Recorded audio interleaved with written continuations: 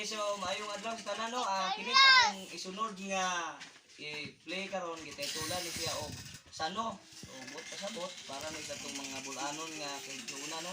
Kay matud pa sa kanta na may ingon nga sano unsay imo mo ako. So manghinaot mi nga malingaw ta katong mga kanang sano diha nga naa sa ato ang probinsya o gawas sa atong probinsya. Ug ingon man sa mga Kabisayan nga mahiligon ining mong kanta nga makasabot. Okay, so sukulata.